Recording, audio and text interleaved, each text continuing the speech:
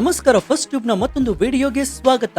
ಪಶ್ಚಿಮ ಏಷ್ಯಾದಲ್ಲಿ ಬೆಂಕಿ ಹೊತ್ತಿ ಉರಿತಾ ಇದೆ ಅನ್ನೋದು ನಮ್ಮೆಲ್ಲರಿಗೂ ಗೊತ್ತೇ ಇದೆ. ಆದ್ರೆ ಕಳೆದ 24 ಗಂಟೆಯಲ್ಲಿ ನಡೆದಿರುವಂತಹ ಎರಡು ಭೀಕರ ಘಟನೆಗಳು ಈ ಯುದ್ಧವನ್ನ ಸಂಪೂರ್ಣವಾಗಿ ಬೇರೊಂದು ಲೆಕ್ಕಾಚಾರಕ್ಕೆ ತೆಗೆದುಕೊಂಡು ಹೋಗಿವೆ. ಇಷ್ಟು ದಿನ ಕೇವಲ ಮಾತುಗಳಲ್ಲಿ, ಬೆದರಿಕೆಗಳಲ್ಲಿ ನಡೀತಾ ಇದ್ದಂತಹ ಕಿತ್ತಾಟ ಈಗ ನೇರ ಶಕ್ತಿ ಪ್ರದರ್ಶನಕ್ಕೆ ಎಳೆದಿದೆ.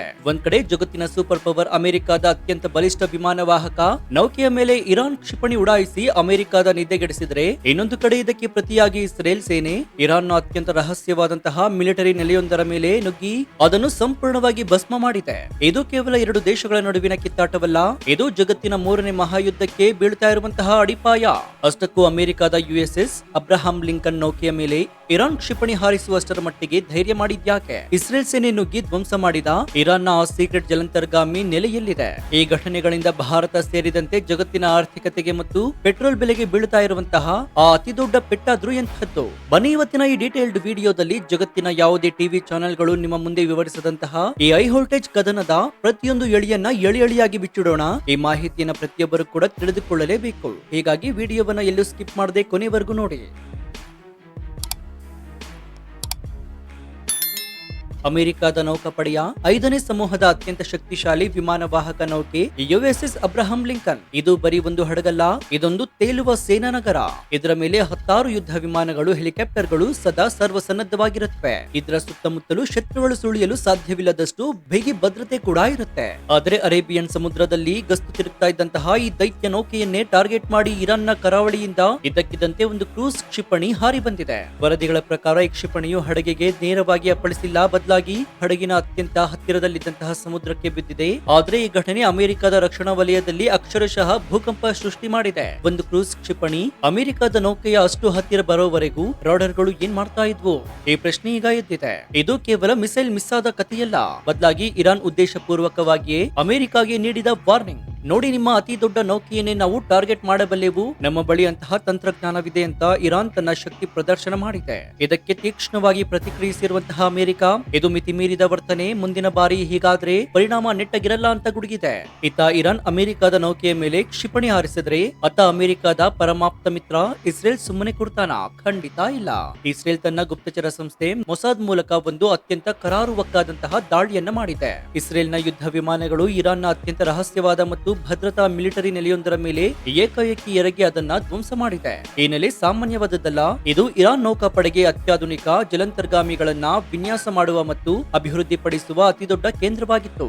ಸಮುದ್ರದ ಆಳದಲ್ಲಿ ಶತ್ರುಗಳ ಕಣ್ಣಿಗೆ ಬೀಳದೆ ಕಾರ್ಯನಿರ್ವಹಿಸುವಂತಹ ಜಲಂತರ್ಗಾಮಿಗಳು ಇರಾನ್ಗೆ ಅತ್ಯಂತ ದೊಡ್ಡ ಅಸ್ತ್ರಗಳು. ಇಂತಹ ಜಲಂತರ್ಗಾಮಿಗಳನ್ನ ಬಳಸಿ ಸ್ಟೇಟ್ ಆಫ್ ಹಾರ್ಮುಜ್ ಮೂಲಕ ಸಾಗುವ ಜಾಗತಿಕ ತೈಲ ಹಡಗುಗಳನ್ನ ಬ್ಲಾಕ್ ಮಾಡುವುದು ಇರಾನ್ನ ಪ್ಲಾನ್ ಆಗಿತ್ತು. ಆದ್ರೆ ಇಸ್ರೇಲ್ ಈಗ ಆ ಪ್ಲಾನ್ ನ ಮೂಲವನ್ನೇ, ಅಂದ್ರೆ ಆ ಸೀಕ್ರೆಟ್ ಕಾರ್ಖಾನೆಯನ್ನೇ ಭಸ್ಮ ಮಾಡಿದೆ.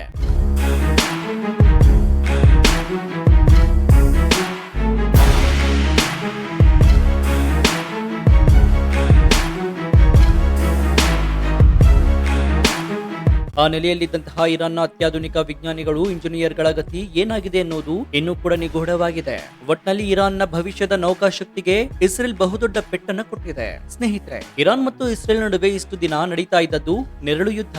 ಅಂದ್ರೆ ಇರಾನ್ ನೇರವಾಗಿ ದಾಳಿ ಮಾಡುವ ಬದಲು ತನ್ನ ಬೆಂಬಲಿತವಾಗಿರುವಂತಹ ಹಮಾಸ್, ಹಿಜ್ಬುಲ್ಲಾ ಮತ್ತು ಹೌತಿ ಬಂಡುಕೋರರ ಮೂಲಕ ದಾಳಿ ಮಾಡಿಸ್ತಾ ಇತ್ತು. ಇಸ್ರೇಲ್ ಕೂಡ ಇರಾನ್ನ ವಿಜ್ಞಾನಿಗಳನ್ನ ಸೀಕ್ರೆಟ್ ಆಗಿ ಟಾರ್ಗೆಟ್ ಮಾಡ್ತಾ ಇತ್ತು. ಆದ್ರೆ ಈಗ ನೆರಳು ಯುದ್ಧ ಮುಗಿದಿದೆ. ಈಗ ನೇರ ಕ್ಷಿಪಣಿಯ ವಿನಿಮಯ ಶುರುವಾಗಿದೆ. ಇದರ ಹಿಂದೆ ಇಡೀ ಜಗತ್ತನ್ನೇ ಹಿಪ್ಪಾಗ ಮಾಡುವಂತಹ ಒಂದು ದೊಡ್ಡ ಲೆಕ್ಕಾಚಾರವಿದೆ. ಒಂದೆಡೆ ಅಮೆರಿಕ, ಇಸ್ರೇಲ್, ಬ್ರಿಟನ್ ಸೇರಿದಂತೆ ಪಾಶ್ಚಿಮಾತ್ಯ ರಾಷ್ಟ್ರಗಳು ಒಂದಾದ್ರೆ, ಮತ್ತೊಂದೆಡೆ ಇರಾನ್ಗೆ ಬೆಂಬಲವಾಗಿ ರಷ್ಯಾ ಮತ್ತು ಚೀನಾ ನಿಂತಿವೆ.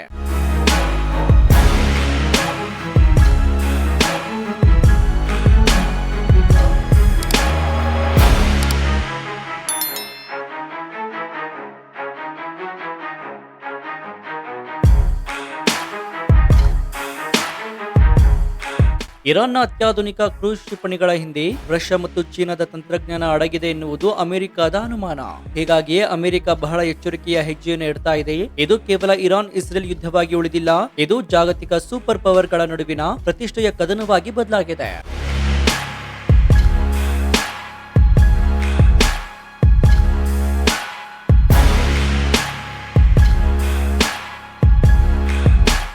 ಈ ಯುದ್ಧದಿಂದ ನಿಮ್ಮಂತಹ ಸಾಮಾನ್ಯ ಜನರಿಗೆ ಏನು ತೊಂದರೆ ಅಂತ ನೀವು ಕೇಳಬಹುದು. ಅಸಲಿ ಆಟ ಇರೋದೇ ಇಲ್ಲಿ. ಇರಾನ್ ಒಂದ್ ವೇಳೆ ಹತಾಶೆಗೊಂಡು ಪರ್ಷಿಯನ್ ಕೊಲ್ಲಿ ಮತ್ತು ಸ್ಟ್ರೈಟ್ ಆಫ್ ಹಾರ್ಮುನ್ ಮಾರ್ಗವನ್ನ ಬಂದ್ ಮಾಡಿದ್ರೆ, ಅಂದ್ರೆ ಬ್ಲಾಕ್ ಮಾಡಿದ್ರೆ, ಜಗತ್ತಿನ ಕಚ್ಚಾ ತೈಲ ಸರಬರಾಜಿನ ಅತಿ ದೊಡ್ಡ ಭಾಗವೇ ನಿಂತು ಹೋಗುತ್ತೆ. ಒಮ್ಮೆ ಯೋಚನೆ ಮಾಡಿ ನೋಡಿ, ಜಗತ್ತಿನ ಮಾರುಕಟ್ಟೆಗೆ ಪೆಟ್ರೋಲ್ ಡೀಸೆಲ್ ಬರುವುದು ನಿಂತ್ರೆ ಏನಾಗಬಹುದು ಅಂತ. ಹಡಗುಗಳ ವಿಮಾ ವೆಚ್ಚ ಗಗನಕ್ಕೆ ಇರುತ್ತೆ. ಭಾರತದಂತಹ ದೇಶದಲ್ಲಿ ಪೆಟ್ರೋಲ್ ಬೆಲೆ ರಾತ್ರೋರಾತ್ರಿ 150 ರಿಂದ 200 ರೂಪಾಯಿ ಮುಟ್ಟಿದ್ರೂ ಕೂಡ ಅಚ್ಚರಿ ಪಡಬೇಕಾಗಿಲ್ಲ. ಪೆಟ್ರೋಲ್ ಬೆಲೆ ಏರಿಕೆಯಾದ್ರೆ ಪ್ರತಿಯೊಂದು ದಿನ ಬಳಕೆ ವಸ್ತುಗಳ ಮೇಲೆ ಬೆಲೆ ಏರಿಕೆ ಆಗುತ್ತೆ. ಜಗತ್ತಿನ ಆರ್ಥಿಕತೆ ಒಂದು ದೊಡ್ಡ ಹಣದುಬ್ಬರದ ಸುಳಿಗೆ ಸಿಕ್ಕಾಕೊಳ್ಳುವುದು ಗ್ಯಾರಂಟಿ.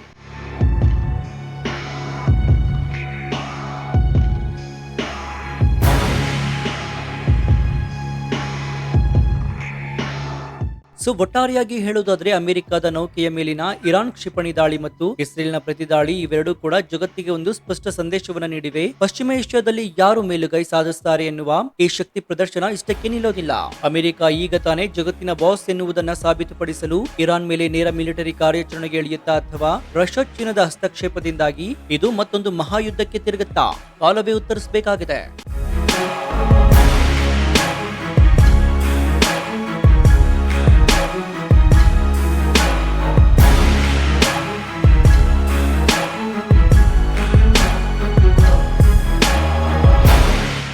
ನಿಮ್ಗೇನು ಅನ್ಸುತ್ತೆ? ಅಮೆರಿಕದ ಅತಿ ದೊಡ್ಡ ನೌಕೆಯ ಬಳಿ ಇರಾನ್ ಕ್ಷಿಪಣಿ ಬಂದು ಬಿದ್ದಿರುವುದು ಅಮೆರಿಕದ ರಕ್ಷಣಾ ವೈಫಲ್ಯ ಅಂತ ನಿಮ್ಗೆ ಅನ್ಸುತ್ತಾ? ಇಸ್ರೇಲ್ ಇದೇ ರೀತಿ ಇರಾನ್ ನ ಒಂದೊಂದೇ ರಹಸ್ಯ ನೆಲೆಗಳನ್ನ ಧ್ವಂಸ ಮಾಡುತ್ತಾ ಹೋದ್ರೆ ಇರಾನ್ ಅಂತಿಮವಾಗಿ ಶರಣಾಗುತ್ತಾ ಅಥವಾ ಮೂರನೇ ಮಹಾಯುದ್ಧ ಶುರುವಾಗುತ್ತಾ? ನಿಮ್ಮ ಅತ್ಯಂತ ನಿಖರವಾದ ಲಾಜಿಕಲ್ ಮತ್ತು ಪ್ರಾಮಾಣಿಕ ಅನಿಸಿಕೆಯನ್ನ ಕಮೆಂಟ್ ಬಾಕ್ಸ್ ನಲ್ಲಿ ತಪ್ಪದೆ ತಿಳಿಸಿ ಮುಕ್ತವಾಗಿ ಚರ್ಚಿಸೋಣ.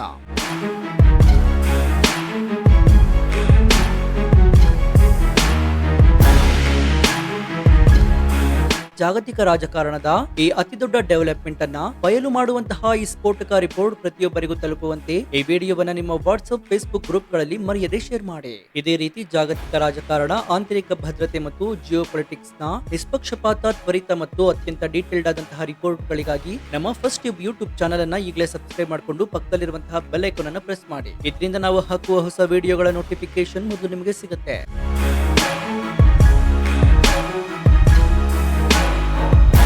ಇನ್ನು ಈ ವಿಡಿಯೋ ನಿಮ್ಗೆ ಇಷ್ಟವಾದ್ರೆ ಲೈಕ್ ಮಾಡಿ, ನಿಮ್ಗೆ ಏನ್ ಅನ್ಸುತ್ತೆ ಅಂತ ಕಮೆಂಟ್ ಮಾಡಿ. ಮತ್ತೊಂದು ಅಚ್ಚರಿಯ ವಿಡಿಯೋದೊಂದಿಗೆ ನಿಮ್ಮನ್ನ ಭೇಟಿಯಾಗ್ತೀನಿ. ಅಲ್ಲಿಯವರೆಗೂ ಎಚ್ಚರದಿಂದ ಇರಿ, ಜಗತ್ತಿನ ಆಗು ಹೋಗುಗಳನ್ನ ಗಮನಿಸ್ತಾನೆ ಇರಿ. ಇದಾಗಿತ್ತು ಈ ಕ್ಷಣದ ವಿಶೇಷ. ನೋಡ್ತಾ ಇರಿ ಫಸ್ಟ್ ಟ್ಯೂಬ್ ಕನ್ನಡ. ಧನ್ಯವಾದ.